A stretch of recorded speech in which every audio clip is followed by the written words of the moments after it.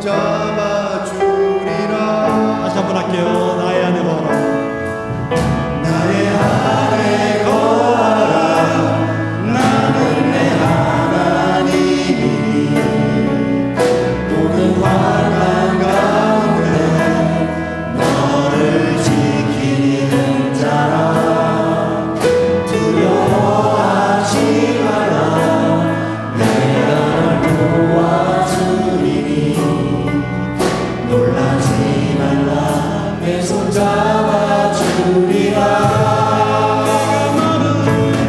내가 너를 지나가려 불러나니 너는 내 것이라. 내 것이라. 너의 하나님이라. 내가 너를 보여도 존귀하게 여기노라. 너를 사랑하는 내 여호와라.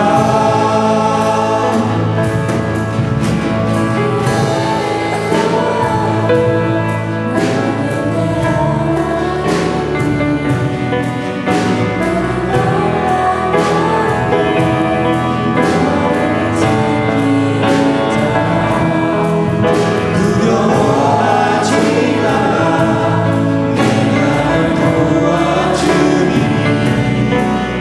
놀라지 말라.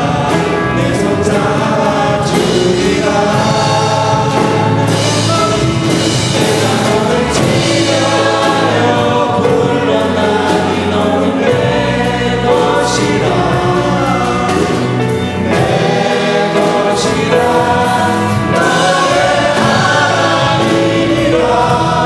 내가 너를 보여도 존귀하게 여기노라. 너를 사랑하는 내 여호와라. 내가 너를 보여도 존귀하게 여기노라. 너를 사랑하는 내 우리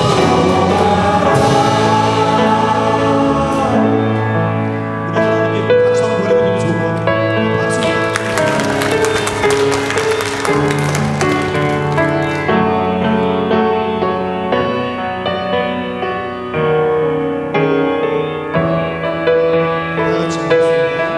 다 같이 할게요. 하나님의 부르시면은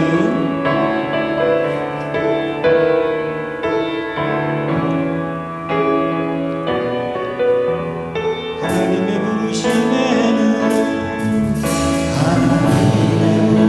부르시면은 후회하심이 없네. 내가 이 자리에 선 것도 주의 부르심이라. 하나님의 부르심에 결코 실수가 없네. 나를 부르신 하나님의 신실하심을 믿네. 작은 나를 부르신 뜻을 나는 알 수 없지만 오직 감사와 순종으로 주의 길 가리라. 때로 내가 연약해져도 주님 날 도우시니 주의 놀라운 그 계획을 나는 믿으며 살리니. 부르신 듯 내 생각보다 크고 날 향한 계획 나의 지혜로 생각 못하나 가장 좋은 길로 가장 안전한 길로 오늘도 날 이끄신 믿네. 작은 나를 부르신 뜻을 나는 알 수 없지만 오직 감사와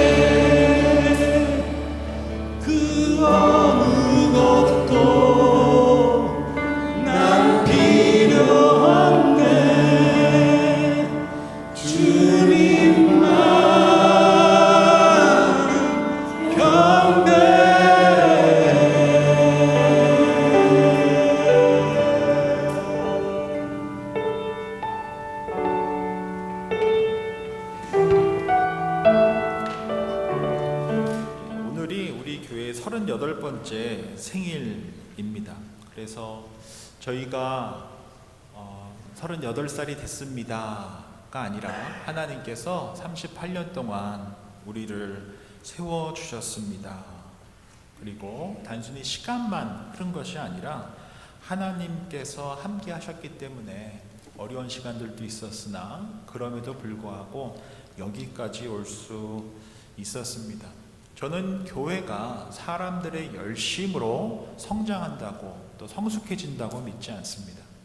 저는 하나님의 은혜가 함께 할 때에만, 또 하나님께서 하나님의 열심으로 세우실 때에만 교회가 성숙해지고 또 성장한다고 믿습니다. 저는 사람이 사람을 바꿀 수 있다라고 믿지 않습니다.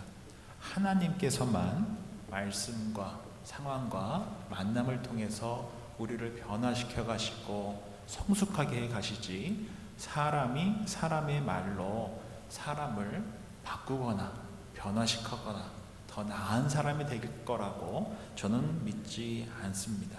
그래서 우리 주님께서 그럼에도 불구하고 38년 동안 저희와 함께 하시고 또 인내해 주시고 눈 감아 주시고 또 성장케 해주신 그 주님의 은혜에 감사합니다 라고 하면서 우리 하나님께 영광의 박수를 함께 좀 올려드렸으면 좋겠습니다.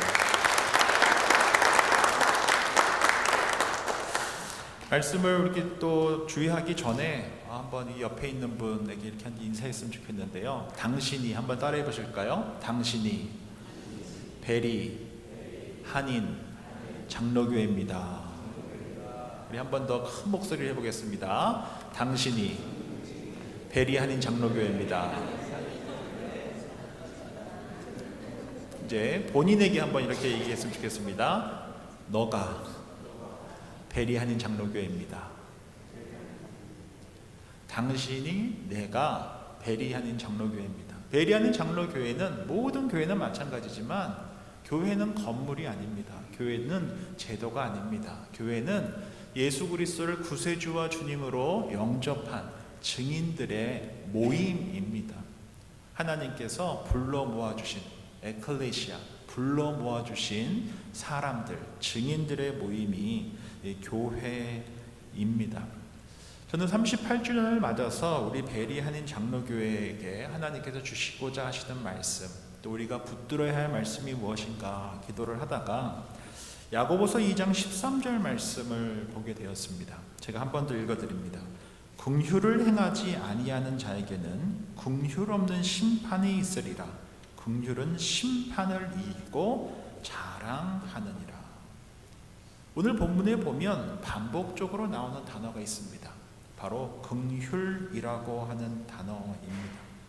이 긍휼이라고 하는 것은 안 됐다 라고 하는 그런 마음만을 뜻하는 것이 아닙니다. 불쌍하다 이런 마음을 이야기하는 단어가 아니라 긍휼이라고 하는 것은 하나님의 성품입니다. 그래서 히브리어로 하나님의 사랑을 뜻하는 헤세드, 바로 그 단어가 바로 긍휼이고, 영어로는 compassion, 함께 고통을 짊어지는 사랑. come together, passion, 고통을 함께하는 것, 그것이 바로 compassion, 긍휼입니다. 오늘 본문인 야고보서를 쓴 이 예수님의 친동생자 예루살렘 교회의 담임 목사였던 야고보는 예루살렘 교회를 목회하는 데 있어서 참으로 어려웠습니다. 당시 로마의 압제 속에서 목회를 해야 했고 또 기근과 가난이 심각했습니다. 그래서 성도님들과 함께 생존 자체가 너무나 어려웠었던 그러한 교회, 예루살렘 교회에서 초대 목회자를 했던 분이 야고보, 예수님의 친동생이었던 야고보였습니다. 그런 상황에서 이 예루살렘 교회라는 곳은 단순히 예배만 드리는 것이 아니라 함께 생존해야 했던 곳이고, 함께 돌봐야 했던 곳이고, 함께 나눠야 했던 곳입니다. 심지어 너무나 어려웠었기 때문에 바울이 개척했었던 마게도냐 교회에서 헌금을 보내서 바울을 통해 후원해야 했던 교회가 바로 그렇게 고통을 함께 나눠야 했었던 교회가 예루살렘 교회였습니다. 그리고 나서 약 70년경에 로마가 이스라엘을 점령하게 되고 이스라엘에 살았었던 대부분의 유대인들, 특별히 유대 크리스천들 또한 다 디아스포라 되었습니다. 전 세계로 흩어져 버리게 된 것입니다. 여러분들이 아시는지 모르겠지만 유대인들 중에는 흑인도 있습니다. 또 유대인들 중에는 중국분도 계십니다. 제가 아는 범위 내에서 유일하게 유대인이 아닌 아주 배타적인 민족인 한국 사람들을 제외한 대부분의 전 세계의 유대인들이 모여서 살아왔습니다. 그렇게 처음 흩어진, 전 세계로 흩어진 일이 바로 주후 70년경 로마가 이스라엘을 파괴하고 다 땅에서 내쫓아 버린 그 이후에 유대인들이 전 세계에 흩어졌는데 이것을 디아스포라라고 합니다. 그렇게 언어도 다르고 문화도 다르고 환경도 다른 그 유대인 또 유대 크리스천들이 다 흩어져서 생존의 문제로 헐떡헐떡 거리며 살아왔습니다. 그리고 야고보는 그렇게 흩어졌던 유대 크리스천들에게 편지를 쓰게 되는데 그 편지가 바로 야고보서, 오늘 함께 살펴보는 야고보서입니다.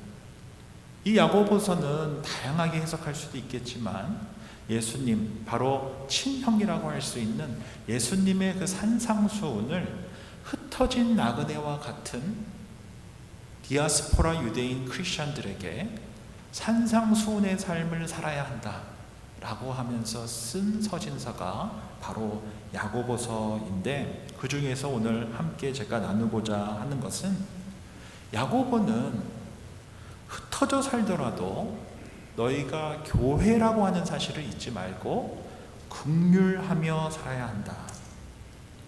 긍휼하며 살아갈 때 하나님께서 기뻐하신다라고 하는 내용을 바로 이 야고보서 2장을 통해서 전하고 있습니다. 예수님께서 말씀하셨던 마태복음 5장 7절 말씀입니다. 긍휼히 여기는 자는 복이 있나니 그들이 긍휼히 여김을 받을 것이며. 긍휼히 여기는 자가 복이 있는데 어떤 복입니까? 긍휼히 여김을 받을 것이다 라고 예수님께서 팔복에서 말씀하셨고, 이 말씀과 거의 비슷한, 그러나 상황과 대상만 조금 다르게 조금 더 강한 어조로 야고보는 이렇게 전한 것입니다. 너희가 긍휼을 받았으면 너희는 반드시 긍휼을 살아내야 한다. 왜 그럴까요? 믿음이란, 신앙이란 머리로 하는 것이 아니라 사는 것입니다. 교리만 말하는 것이 아니라 행동하는 것이 신앙이고 믿음입니다. 그래서 야고보 사도는 그의 서신서를 통하여서 분명하게 얘기합니다. 긍휼이 없는 삶은 죽은 믿음이다. 행함이 없는 것은 죽은 믿음이다.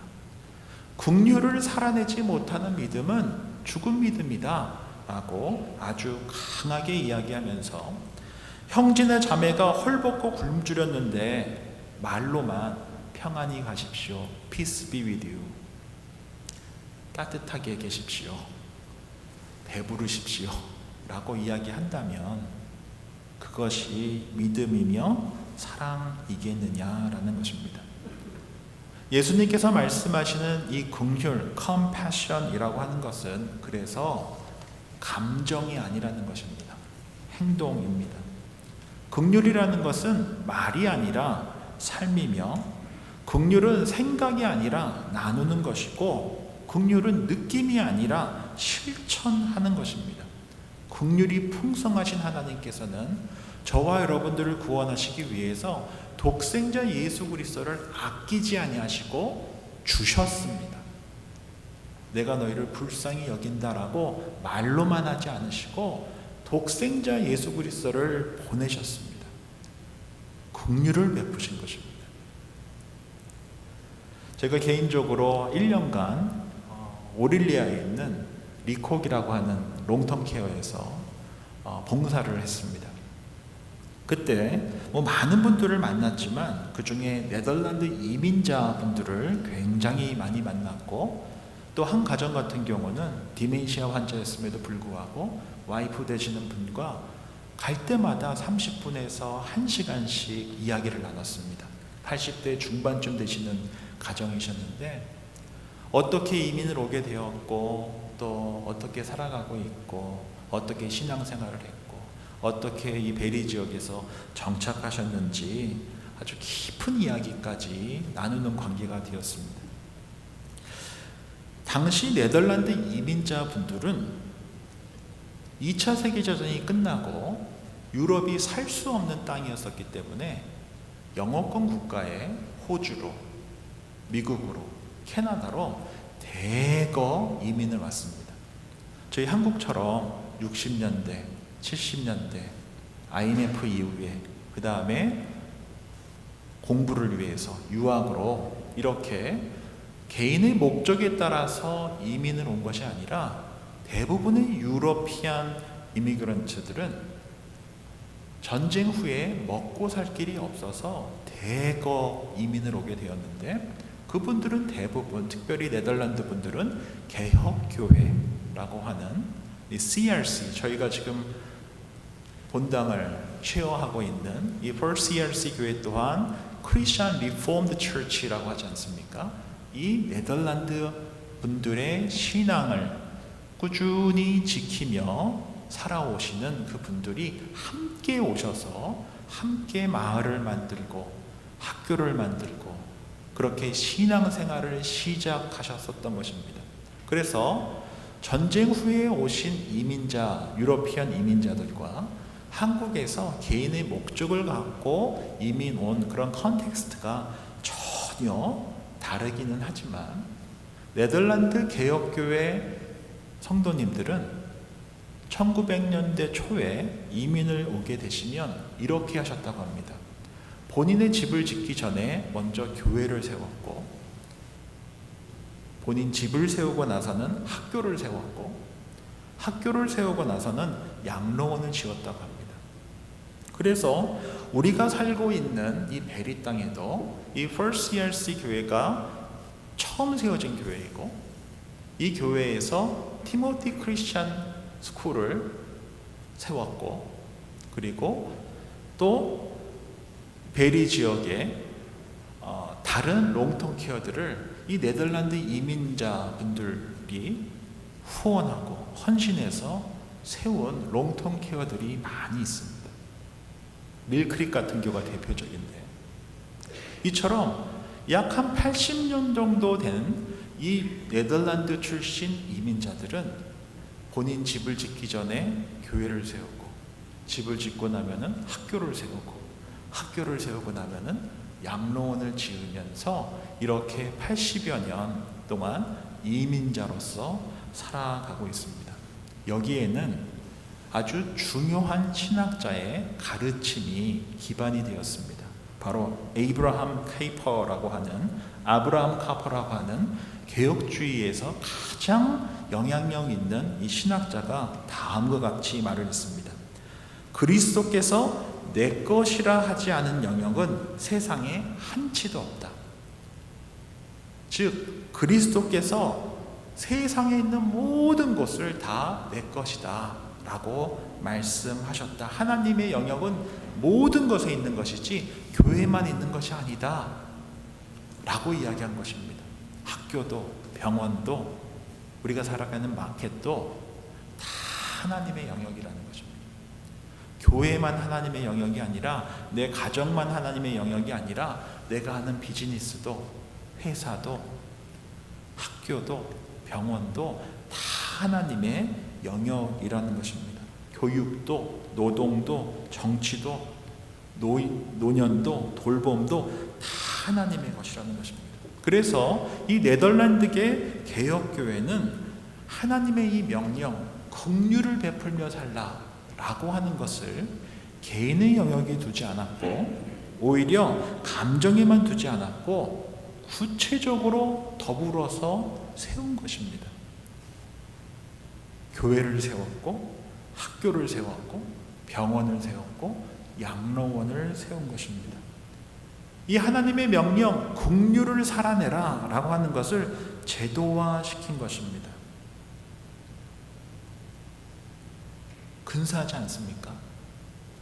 80년이라는 시간이 지났는데 물론 한국 이민자들과는 전혀 다른 시대적 배경과 목적을 갖고 이민을 와 북미에서 살아가고 있는데 너무나 다른 이민자들의 삶을 보여주고 있다고 한다는 사실을 우리가 기억해야 합니다.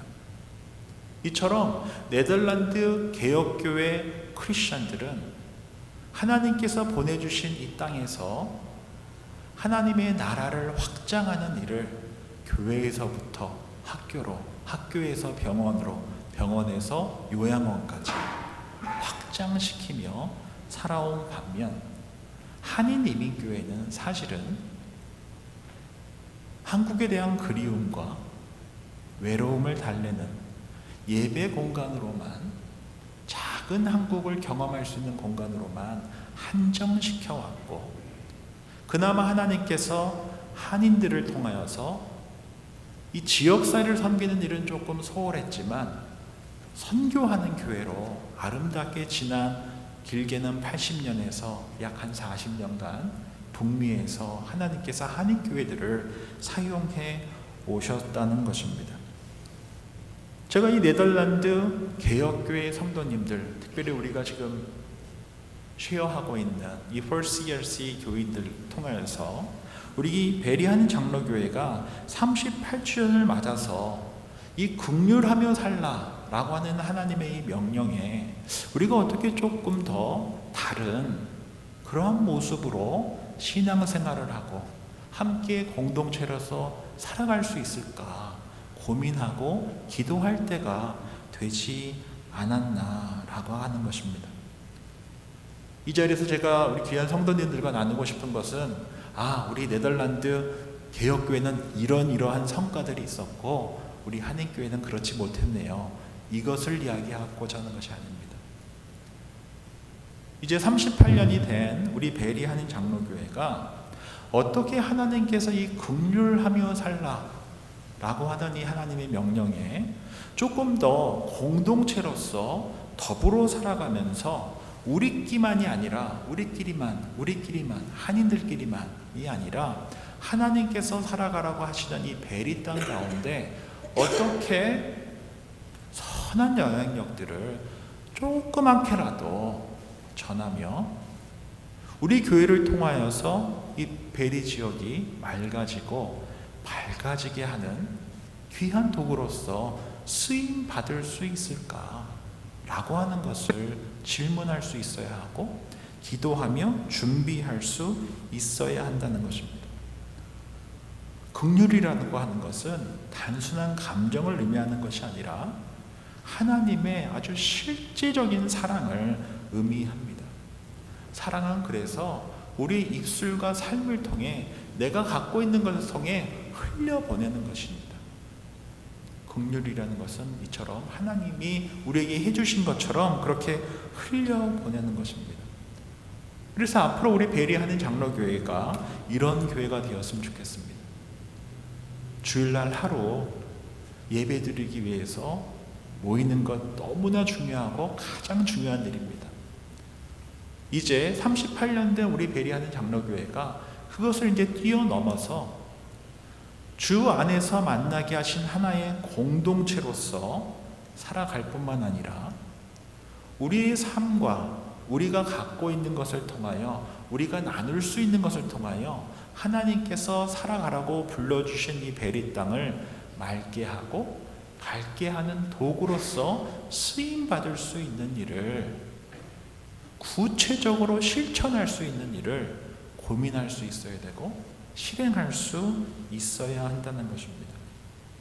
제 마음 가운데 특별히 베리 땅 가운데 세 곳이 저희가 꼭 했으면 하는, 정말 꼭 섬기고 싶어 하는 그런 곳이 있습니다. 첫 번째가 저희가 지금 노숙자분들을 위해서 섬기고 있는 홉베리 사역입니다. 사실 이 케빈 목사님도 네덜란드 출신입니다. 그리고 리폼 처치에서 컸습니다. 이 케빈 목사님처럼 우리 또한 작게라도 이 홉베리 교회를 지원하고 있는 7개 교회 중에 베리하는 장로교회가 포함되어 있습니다. 작게라도 하나님께서 보기 원하시는, 하나님께서 사랑하시는 그 누군가에게 도움의 손길을 내밀 수 있는 저희가 되었으면 좋겠습니다. 계속적으로 한번 사역을 했으면 저는 10년은 잘 되든 안 되든 꾸준히 하는 것이 중요하다고 생각을 합니다. 아무도 안 해도 10년은 꾸준히 할 수 있어야 한다는 것입니다. 그래서 홉베리 사역을 지금처럼 조금씩 더 사람들에게 가장 마지널라이즈 되어 있는, 가장 손이 가지 않는 노숙자들을 섬기는 사역에 우리가 조금 더 적극적으로 주님의 긍휼을 흘려보낼 수 있는 베리하는 장로교회가 되었으면 좋겠습니다. 또 하나 함께 나누고 싶은 것은 조지안 칼리지 학생들을 위한 장학금입니다. 작년부터 시작되어서 너무나 작게 시작되었으나 올해는 조금씩 확장하게 되는데, 아시다시피 모든 도시에 칼리지라도 있는 것이 얼마나 큰 복인지 아십니까?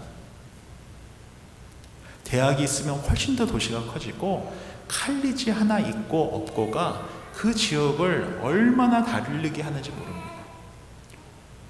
얼마나 많은 학생들이 지금 조지안 칼리지에 오고 있습니까? 아시다시피 조지안 칼리지가 다른 지역에도 있었는데 다 문 닫고 이제 조지안 칼리지가 어디에만 있습니까? 베리에만 있습니다. 이곳에 젊은 애들이 계속 오고 가고 이민자들이 오고 가고 하는 중요한 역할을 어디서 한다고도 볼 수 있습니까? 조지안 칼리지에서 하고 있다고 볼 수 있는 것입니다. 조지안 칼리지가 없다고 한다면은 유동인구가 확실히 줄 수도 있습니다. 이 조지안 칼리지가 이 베리 지역에 참으로 중요한 칼리지입니다. 그래서 조지안 칼리지 홈페이지에서 장학금이나 후원금을 하는데 보면은 생각지도 못한 정말 많은 기관에서 다양한 형태와 다양한 금액으로 지원을 하고 후원을 하고 있습니다. 그래서 작년에 300불 저희가 장학금을 보낸 것도 그 학교를 통해서 저희가 컬렉팅하고 도네이션한 돈을 100% 다 이렇게 보내드렸고, 올해도 여선교회 중심으로 그렇게 해야 할 것입니다. 이 일 또한 누가 받는지 알 수도 없고, 그러나 이 지역사회에 너무나 중요한 조지안 칼리지를 이민자로 살아가는 베리하는 장로교회에서 조금이라도 저희가 실제적인 긍휼 사역을 해 나아간다고 한다면은 그것은 참으로 가치 있는 일이라고 생각을 합니다. 개인적으로 제가 2008년도까지 토론토 대학 낙스 칼리지에서 목회학 석사 과정을 할 때 저는 매해 4,000불씩 장학금을 받았습니다. 유학생이었음에도 불구하고 10,000불이나 되는 학비 중에 4,000불을 도네이션 해주신 것으로 공부를 했습니다. 그분들이 줄 때 박창룡이 받을 거라고 생각이나 했겠습니까? 좋은 학교일수록 장학금이 많습니다.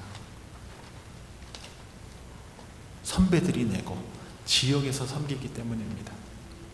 그래서 우리 조지안 칼리지를 섬기는 일 참으로 중요한 일이다라고 하는 사실 잊지 말고 올 6월에 있을 바자회 때 조금 더 열심히 섬겨줄 수 있기를 부탁드립니다.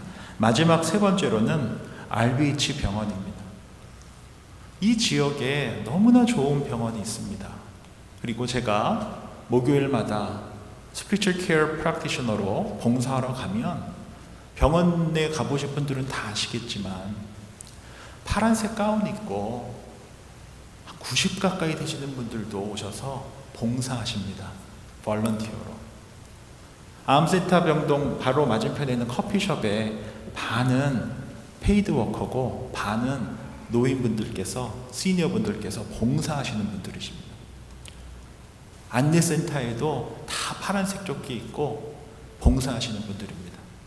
안병동에서 주사 맞고 계시는 분들 옆에 가서 이야기해드리고 과자 드리고 티 해주시는 분들 다 은퇴하신 시니어 분들이십니다. 그렇게 많은 분들이 그 지역에 있는 병원을 위해서 봉사하시고 섬기고 후원하기 때문에 그럴 때 지역에 있는 병원이 더 좋은 의료 서비스를 해줄 수 있는 병원으로 성장할 수 있지 않겠습니까? 저도 1년에 2번 온콜 전화를 받습니다.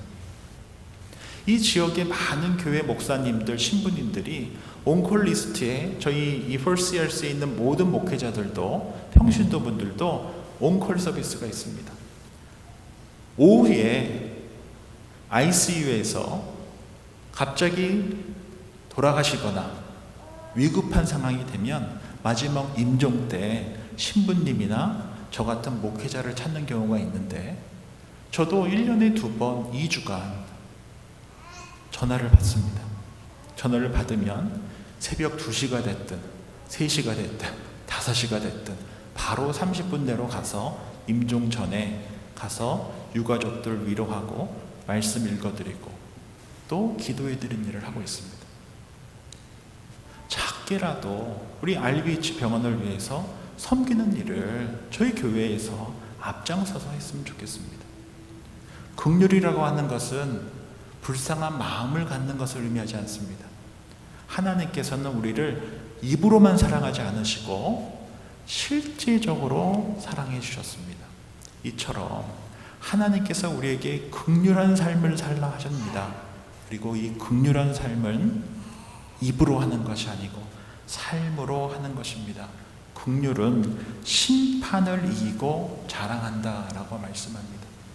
하나님 앞에서 우리가 자랑할 수 있는 것, 내가 얼마나 주님의 그 긍휼의 사랑을 입으로만이 아니라 삶을 통해 베풀며 살아왔느냐, 그것만이 우리가 하나님 앞에서 자랑할 수 있는 것이다 라는 사실 잊지 말고, 우리 귀한 베리하는 장로교회가 38주년을 맞아서 다시금 한번 이 지역사회에 주님의 그 긍휼의 사역을 입술로만이 아니라 삶을 통해 내가 갖고 있는 것을 통해 흘려보내는 성숙한 우리 베리하는 장로교회가 되기를 주의 이름으로 축원드립니다. 기도하겠습니다.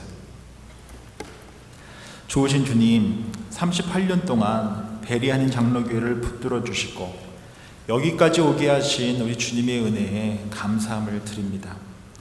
우리가 알지 못하는 순간에도 주님의 긍휼이 우리를 붙들어 주셨고, 넘어질 때마다 다시 일으켜 주셨고, 외로운 순간마다 함께 해주셨음을 고백합니다. 주님, 오늘 야고보서 말씀을 통해 우리가 다시 한번 깨닫게 해주셔서 감사함을 드립니다. 믿음이 말이 아니라 삶이며 신앙은 고백이 아니라 긍휼의 실천임을 깨닫게 해주셔서 감사함을 드립니다. 주님, 우리 귀한 베리하는 장로교회가 받은 은혜에만 머무르는 교회가 되지 않게 해주십시오. 받은 긍휼에만 머무르는 교회가 되지 않게 해주십시오. 받은 은혜를, 받은 긍휼을 흘려보내는 교회가 되게 해주십시오. 베리 땅을 향하여 하나님의 긍휼이 우리 귀한 베리하는 장로교회를 통하여 구체적으로 우리의 입술을 통해, 삶을 통해, 손을 통해, 발을 통해 그 주님의 긍휼을 흘려보내는 공동체가 되게 하여 주시옵소서. 한번 사랑하시면 끝까지 사랑하시는 예수님의 이름으로 기도드립니다. 아멘. 다 함께 일어나셔서 결단 찬양 주님께 올려드리겠습니다.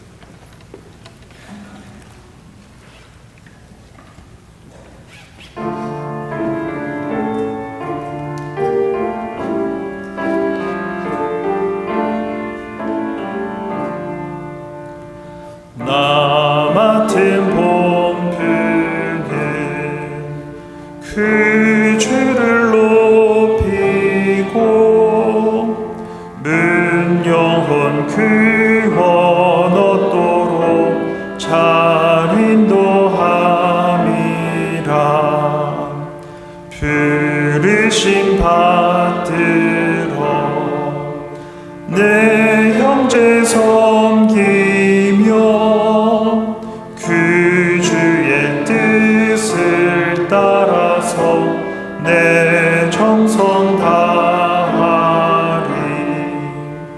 주 앞에 모든 일 잘 행케 하시고 이후에 주님 배울 때 상 받게 하소서. 나 항상 깨어서 늘 기도드리며 내 믿음 변치 않도록 날 도와주소서.